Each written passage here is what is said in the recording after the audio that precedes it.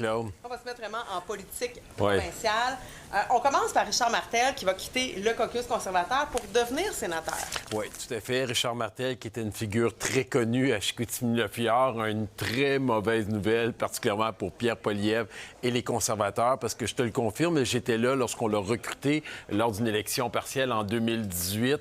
Il faisait toute la différence à lui seul et ça envoie un mauvais message, Pierre Poilievre et ses troupes, comme quoi il n'est pas en mesure de garder ses joueurs dans son équipe pendant que Mark Carney, par toutes sortes de moyens, réussit à se donner une opportunité d'augmenter sa majorité, là. Il était extrêmement connu, extrêmement aimé aussi dans son comté. Oui, très aimé. Il avait un niveau de notoriété extrêmement fort.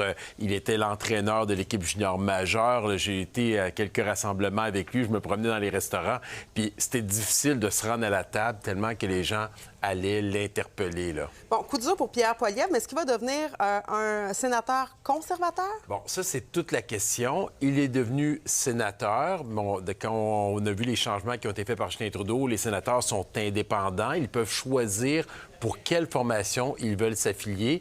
Pour l'instant, il n'a pas dit s'il serait un sénateur conservateur, libéral ou indépendant. Donc, on est encore un peu dans le suspense. Mais dans la stratégie de Mark Carney, c'était plutôt d'enlever un député de la Chambre des communes et se donner une opportunité de gagner une élection partielle supplémentaire alors que tout est serré dans cette région-là pour eux et le Bloc québécois. Bon, parlant de départ qui fait jaser et qui fait mal, il y a celui de Christiane Germain qui est à la tête du CA de Santé Québec, qui était considéré comme une top gun recrutée par la CAQ. Alors, est-ce que ça, c'est un départ qui vient éclabousser un peu justement Santé Québec ou qui fait mal? Bien, c'est clair, elle était là depuis le début. C'était quelqu'un de proche de Christian Dubé. Elle faisait partie des fondatrices de la CAQ. Elle laisse sous-entendre qu'elle avait fait son travail. Elle était là pour mettre tout ça en place.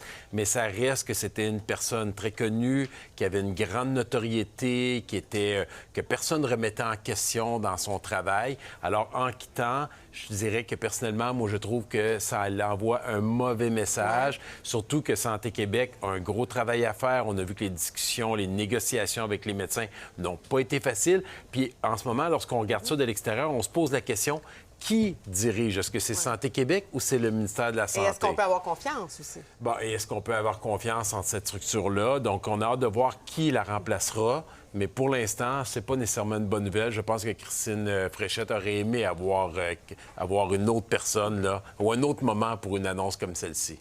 Merci beaucoup, Alain. Ça fait plaisir. À demain.